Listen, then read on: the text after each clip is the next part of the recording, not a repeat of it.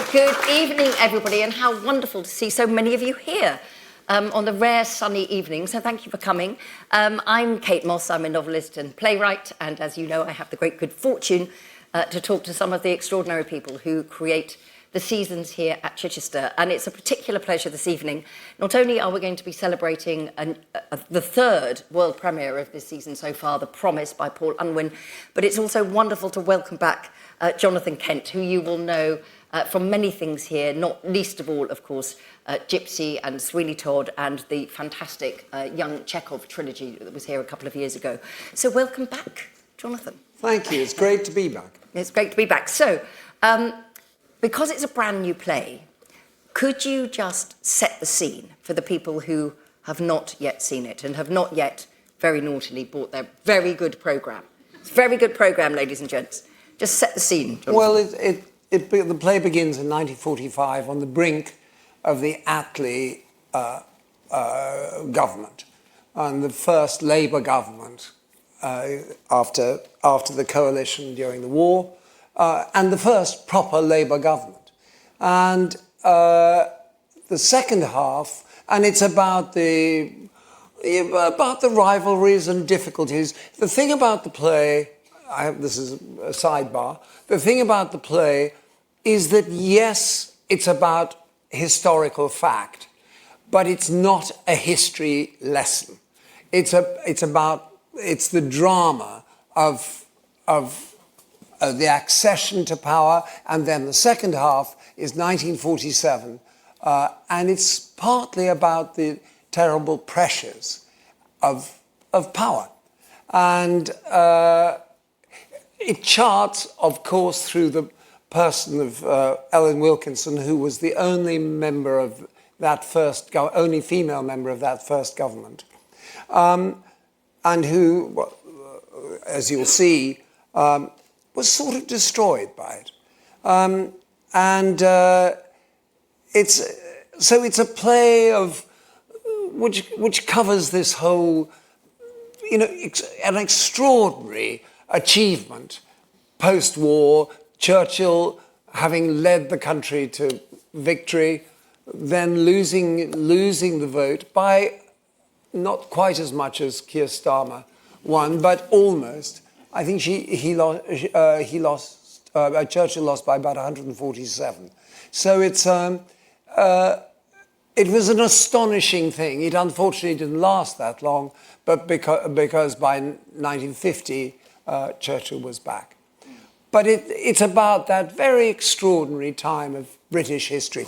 And it's about the formation of the Britain we live in now, for all its imperfections. It's about a health system, an education system, and a social system which pertains now and endures till now.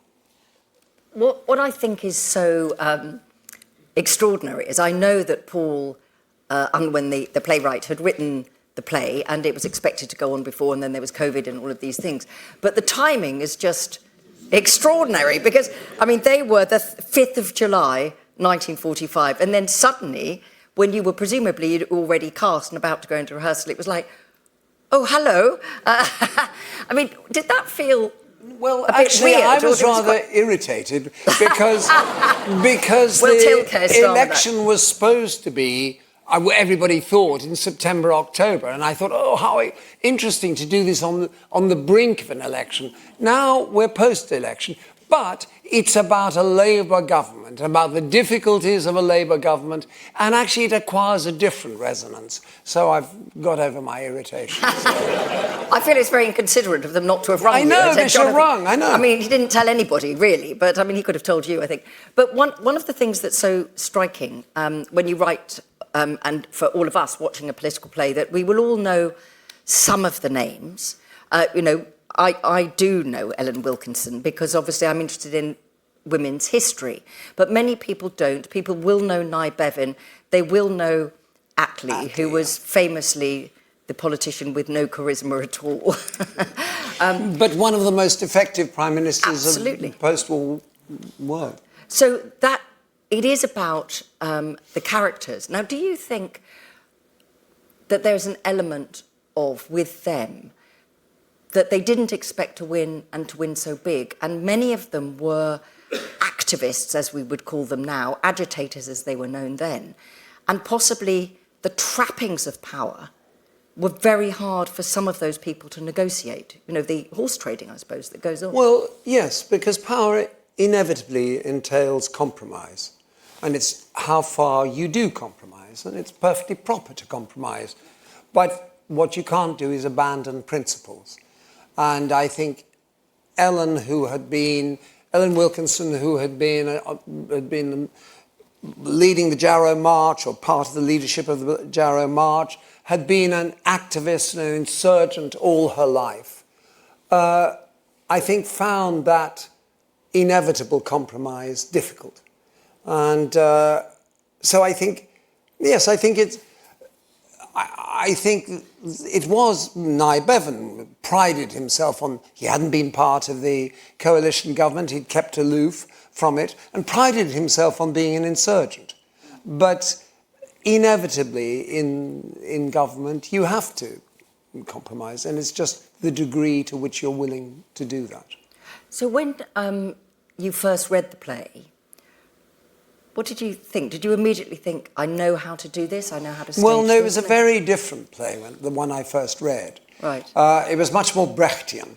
It was, people jumping up out of the, surrounding the stage and jumping up and being, I don't know, Claire Matley or something.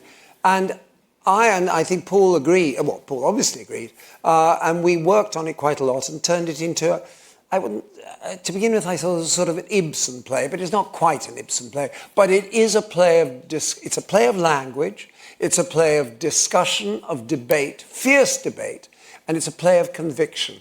And it resides, there are not that many plays like this around. It's a play of language. It's about debate in language. And I think we've honed it down to that and really focused on the characters rather than just telling the story. Yes, and I don't want to spoil it. I've obviously seen it, and it was fantastically exciting to watch. And those big cabinet scenes they're exhilarating, actually, because you see who's going to get what job and what their expectations are, and it makes political decisions very human. I felt this play. And immediate. That's what I feel. That's what I love about it. I think it's, they are fierce debate. They are debate based on conviction. And the stakes are high. Also, Britain was on its knees. It was just post-war. There was still rationing. It was in a terrible state. And the Americans initially didn't want to give any more money to the British, and so it was a country in crisis when the Attlee government took power. And I think that what I hope in this is that, particularly you talk about those cabinet meetings, although it's just the core of the cabinet, but they are sort of arguing for their lives, because the stakes are incredibly high.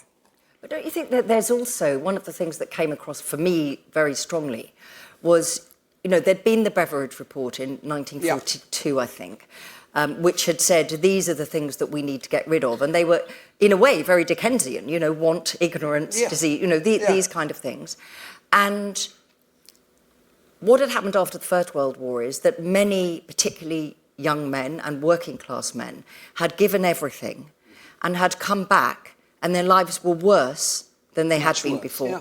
So there was that passion, wasn't there, that after the Second World War, that it would not happen again, that the people who had been prepared to lay down their lives for their country would be treated better. Yeah. So you said that about education and health, and it's all of those things people forget how recent some of these expectations are. Yeah, but all post-1945. It's extraordinary. It was a radical government, a most unlikely radical government, given that Claire Matley was sort of Hailbury and Oxford, and half the half the cabinet, but a lot of the cabinet were public school boys. But they were Fabian socialists. They were men of conviction, and they were, I'm afraid, almost entirely men. Yeah, well, there was just Jenny Lee and... Jenny Lee. Well, she came in later. She wasn't. Yes, I mean Jenny Lee, for whom we have the Arts Council. Yeah. She was a remarkable person. Yeah. She's slightly tangential to the world we're presenting, but yes, they were remarkable people, really extraordinary people.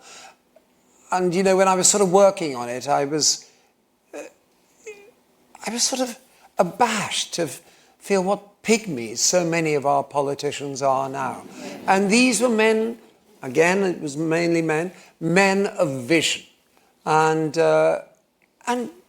huge drive and conviction.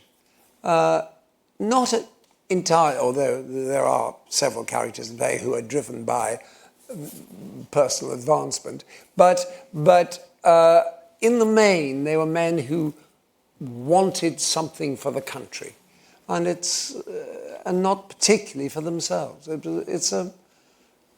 think it's chastening to watch these.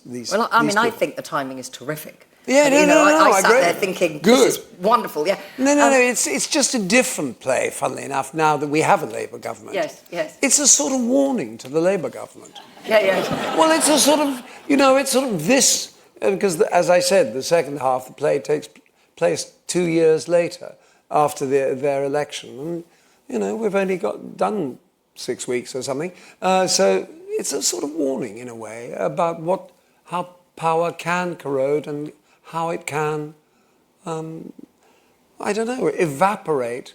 Do you think it's also a question of hope and expectations being so high? How can you deliver that? Yes. Because they had this cabinet, really, didn't they? I mean, how could they repair a broken, very poor country with no money? Exactly. Well, that's one of the central debates of the play, and it's, I'm sure, one of the debates of the play of the government going on now. All their manifesto promises and things like that, which they're very careful to say we can, afford. But there is always this balance to be struck between what we can afford and what we desire. Now, with a new play, obviously this audience are very skilled and very supportive of new work and understand that there is a different kind of pressure. When it is something like a very significant slice of our British history, how do you, as the director and working with the writer and then possibly with the cast once they come in, how do you make the assessment of this is too oblique, people won't know enough about this, we need to put more into the text or take things... How do you assess what people bring with them in terms of knowledge and what they have to get from the stage alone? Well, you have to tell the story. It's about narrative. And, these, to me, these weren't names. Of course, we all knew about it. And I've got a confession. Well, you were horrified when you... But I'd heard the name Ellen Wilkinson. I knew nothing about her whatsoever. She was an extraordinary figure. Yeah. Red Ellen was Red what Ellen, she was known. Yeah, she'd been part of the leadership of the Jarrow March. And she'd been an extraordinary, radical figure. But I knew really nothing more about her. And there are characters there was Herbert Morrison, who is Peter Mandelson's grandfather. And actually, I think they probably share a couple of genetic characteristics. And there's Nye Bevan. Nye Bevan, of course, is an iconic figure. But there are then Hugh Dalton, who was the Chancellor, until, a very different time. He, on the way to deliver a budget, I think a couple of years after this play, had been talking to a journalist and sort of mentioning things he might he might do. And it was published in the Evening Standard, and he was sacked the next day for divulging budget secrets. Now, you know, they spend months in advance planting stories about it. So it's a very different time. Yes, and Stafford Cripps, who was industry. So there are these figures, and I hadn't really heard of Stafford Cripps. I'd heard of Hugh Dalton vaguely. But so there were lots of figures that who I didn't know. And, but I hope they explain themselves within the context of the play. And there's no, you know, you can't ask people to fill in a questionnaire whether they've heard of people or not before they come to a play. With any luck, they'll know more about these characters at the end of 2 hours than having read a couple of books about them. And it is a drama. I really can't emphasize that enough. It's a drama, and not just a history lesson. And I think that's Paul's achievement. I think Paul's done a magnificent job. Very moving and very upsetting in some ways, because in a funny sort of way, you know that a lot of this isn't going to end well. Now, at the heart of that, you say the drama, you've put together a fantastic cast. Yeah, they're wonderful. There are lots of people making their debuts here, but there are also some CFT favourites, not least of all, the astonishing Claire Burt, who is a big favourite, obviously, with the Chai audiences, who is playing Ellen Wilkinson. And actually, Andrew Woodall is playing Clement Attlee. And, of course, you will remember him from the other Boleyn Girl just a couple of months ago, and he was superbly ghastly in that. But Claire Burt, who, you know, Flowers for Mrs. Harris and many other things, My Family, she is... I mean, it's an astonishing performance. She's remarkable. It's, you know, she really is. I mean, it is about that cabinet, but at the same time, it is a play around her. Isn't it? Oh, no, absolutely. It's centred on her. And she's a remarkable person, a remarkable actress, I think. And, you know, she goes the whole gamut from rage through to, well, despair at the end. And she's capable of almost anything. I'm amazed. And she sings. She doesn't sing in this, unfortunately. Yes. That would be a surprise, actually. You know, yeah, maybe we'll slip a song in somewhere. Slip a song in. Did you always have Claire in mind once you were in the position? No, I didn't, actually. I met her. And I just instinctively knew that she was somebody that I thought could be great in this. And whatever you think of the play or the production, I don't think you can deny her power, which is astonishing. No, from the very first line to the very last. I mean, you know, she holds it, doesn't she? It's quite extraordinary. Yeah. In terms of putting on a new play, and obviously you've done everything. So, but with a new play, what is the difference when you start to put it in front of an audience? Do you start to think, actually, that scene is too short, or we don't need this scene? You know, how much does the audience inform you of it? Because new work is different from... To a degree, to a degree. This has gone through as I said, it's gone through so many metamorphoses from the play I first read. And it had been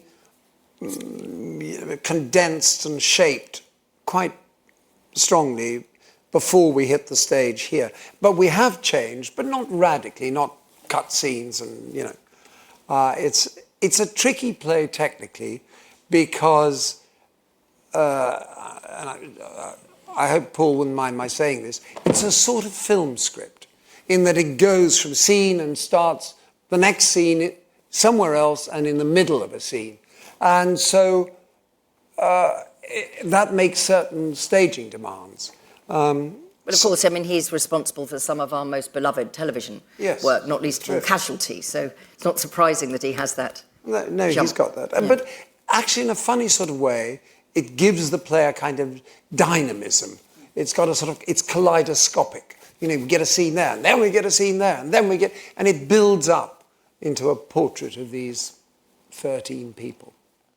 And I was intrigued, actually, by the way that you did manage to produce so many different locations. You know, the technical demands of the play are quite high. for the Minerva, in a way. Tell me about it. I mean, well, and there's a lot of money on the stage in Oliver as well, I think. No, I know. Well, this was very. I mean, you said you saw it on Friday. I'm slightly appalled because it's only really finding its feet now because it had very short tech time. And it's fine. It's what the Minerva does, and there are so many benefits about it being in the Minerva because you're in the room with these various characters. But it was, to put it mildly, challenging. But I think there are huge benefits from doing it. So I'm thrilled. Well, I'm thrilled to be in Chichester, but I'm also thrilled that we're doing this here. Yes, because it would feel. I thought it was a wonderful space for the play. Yeah, actually, I agree. Because you particularly right at the beginning. I won't spoil it, but the beginning is very powerful, and you feel in here that you are part of those kind of hustings, listening to debate. If you were in the main house, actually, you'd feel slightly detached. No. I think there are huge benefits to doing it in this. But I mean, the point of previews, particularly for new work, is precisely that, isn't it? Yeah. Oh, yes. And quite a lot has changed, he said nervously, since Friday. I wish I hadn't said I came on Friday. I could have said any other day and you would have been happy. But you see, funnily enough, and I know many of you do the same, I do love seeing a new play right at the very beginning and seeing it again, because it feels a real privilege to watch a piece of work taking its shape. Because it's different. When you're seeing Hamlet again, you're going to see somebody's version of it, but you do know the story, usually. Most people know the story of Hamlet. So it's a different emotional experience. Whereas a piece of new work, it's the courage of new work, which is so intoxicating, really. Yeah, and that's what's great, because it's about people we vaguely know, except we discover we don't know. And we discover more about, and a lot of it, and perfectly properly, is Paul Unwin's imagination. And I think that's what's thrilling, is the juxtaposition of these historical figures and motives and, and nuances that they perhaps didn't have, but make for drama. It is a drama. It's not as I keep saying, not a lecture on history. Well, I mean, also, apart from anything else, sadly, all of Ellen Wilkinson's papers were destroyed. Yes. So we don't really know what she felt about anything. We can see from the outside, but we don't really have insight. So the only way to honour her is actually for writers, such as Paul, and indeed Caroline Bird wrote a play, and there's a very good book about her. There's an essay in there. It's really good. But without writers, therefore, slipping between the gaps of what you might imagine, there would be no record of her. That's the thing, isn't it? Yeah. No, has Paul been in the rehearsal room much? Yes, he has. He has quite a lot, actually, and he's been obviously down here. But he's been around a lot. And do you like that, or do you like dead authors better? No. No. She says, moving her chair slightly further away. No, I like it to a degree. It's just a balance to be hit, because, of course, a writer has a very clear idea of what he or she imagined. But theatre is it's a cooperative, and people bring their own lives and imaginations into it. And I hope we've been faithful, and I think Paul thinks we have been faithful to his play. But the vision is the vision is about all of us who've worked on it as well. So that's what's wonderful about theatre. Theatre isn't regimented and rigid. It's a much more fluid thing, and this has shifted and changed, and we've discovered it, and it's become our play, not just his play. So that's without, I hope, in any way disappointing him. I don't think we have, actually. Do you like press nights? No. Or are you a gibbering wreck? No, I don't like. I don't know why I'm confessing this, but I've never sat through one of my own productions, even so I stand all. And I've done this, I've been a director for, 4 years. I've never sat through one of my own productions because I don't know why. I sort of feel if I sat down, the whole play would stop. And so I always stand, which is not easy here in the Minerva, let me tell you. Are you always in their way then, as they're going on and off? There's Jonathan in the corner. Yeah, no, I've been made to wear black because I hover in one of the VOMs. And, there's an odd thing about being a director because it's sort of what you want is not just about what you imagine, it's about wanting them to be as great as you think they are. And it's a sort of, this is hugely sentimental and overstated, but it's a sort of love for them. And so it's very, you dread something going wrong and sort of spoiling it for them or for one of them or another of them. So I find watching, certainly first nights, which I do. I think you absolutely have to. But I can't say it's anything other than hell. But watching a show at all, I feel incredibly tense watching it, even though I've never really enjoyed watching one of my own productions. And it's just as bad when you come back after 3 months or however long, and you see it again, you think, oh no, why did I set that there? And that's all you can see is what's wrong with it. Okay. Sorry, this makes me sound incredibly neurotic, which I'm not. No, absolutely. But do you not, are you able to find the joy when you see people coming out of one of your productions and they're talking about it and and it's changed? We are all changed by the work that we go to see, and those conversations in the car park are part of how a play starts to have its life. Yeah. You like that. No, of course. That is an immense pleasure to feel that people have been stimulated. It's not that they've fallen about laughing but they've been stimulated into thought and emotion, I hope. But no, that's very satisfying to believe that.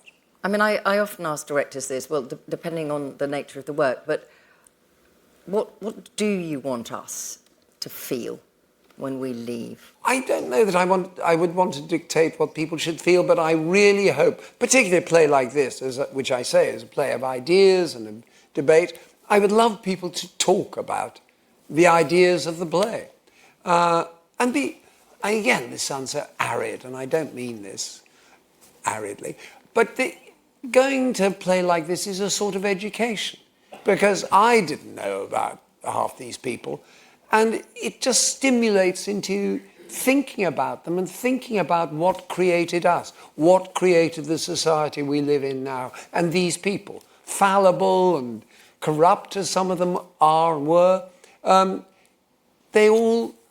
we are their children somewhere, because they formed the kind of Britain we live in. Imperfect as that certainly is, but the aspiration of it is still very powerful and moving. So I hope people are moved and stimulated by it. What I loved, if you want to know, I really loved that it was a serious play of ideas. Yeah. And I really enjoyed listening. Yeah. Now, I love musicals, but it's that Auden thing about, people don't, burst. I can't remember the quote, but it's, there's a wonderful thing about, but people don't burst into song when they're feeling serious or something. Somebody will know the Auden quote. I can't remember exactly what it is. But, there is a different kind of beat with a musical, obviously, because you're getting ready for the next song and all of these things. And I did enjoy sitting and listening. That this was what this play was about. It was people talking, like, in a way, old-fashioned theatre. Yeah, I mean, it is sort of slightly old-fashioned. I can't think of another play which has been on over the last 5 or 6 years that is quite like this. And you're right, it's a play, as I keep saying, of debate. And that's a rare thing nowadays. And to be allowed to, I think as well, to think about because we've just been in the context of an election and the build up to the election and a lot of very challenging things that have been going on, the reminder that it requires people to put an ideal before themselves and give themselves over to service. Because that's what this cabinet is. It's a cabinet of service, isn't it? Yes, yes. I think that's what I say. It's sort of chastening. Because as I say, so many of our politicians don't measure up to these people of stature, real moral centre and stature. Who had come, many of that cabinet had come from very challenging personal situations. Yes, I mean, as well. Ernie Bevan left school at 14, his mother died when he was 8, he was self-educated and became foreign minister. You know, I mean, extraordinary man, extraordinary. And yet, as I said, you also have, old Etonians. So it's this strange mix of sort of the best of us. The best of us, absolutely. Do you, when you're making choices of what you're going to do next, and maybe you could even say what you're going to do next, do you deliberately try to think, well, I'm going to do a piece of straight theatre and then I'm going to go and do an opera or something, or is it just what comes along? I'm a sort of jackdaw. Anything that catches my imagination, I'm thrilled. Well, I'm thrilled to be asked, but I also am thrilled to do. I'm proud of doing different things. I've done music. I love musicals, but I absolutely take up. Actually, it's interesting. Auden, was he dismissive of musicals a bit? Yes, but it's funny because the first musical I ever did was on Broadway. I did Man of La Mancha, and he had written the libretto, Auden, for it. Very unlikely, and Mitch Lee, who is the composer, had to reject it. He said there was nowhere to write music. No, it was so. Well, there we are. We've learned something else. It was probably Sour Grapes with W.H. Auden.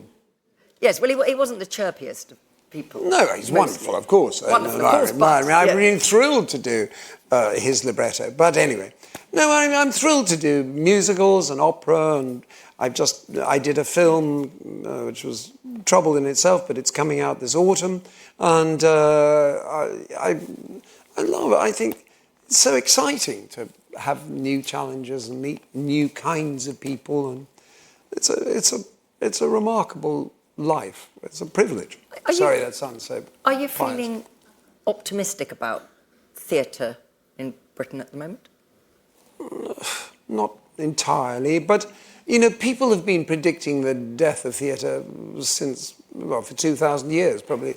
But I think, it's such an extraordinary form that I know it will survive it's not actually, it's not on life support at the moment, but it used to be at the centre of our culture. It used to be, and it has been, and I don't quite know what is the centre of our culture now, but it has been moved a little bit to the periphery, and that's sad. But you still get plays like this, and you still get people. And the theatre is full. I tried to bring my husband with me, and it wasn't a seat. Oh. It's all right. We've got one now, but I mean, that was a disappointment, obviously. No, I mean, there is a great love for theatre here. No, that's one of the reasons I love working here. I love working in the big house, and I've only done one other play here, which was I did Private Lives here, which was very different. But I've always loved being in Chichester. It's wonderful. I've done 7 plays, I think. All I can say, Jonathan, is it's such a pleasure to, as always, chat to you and to have you back again. And I will look out for you on Monday. And if I see you, I'll put a big drink into your hand. Ladies and gentlemen, Jonathan Kent.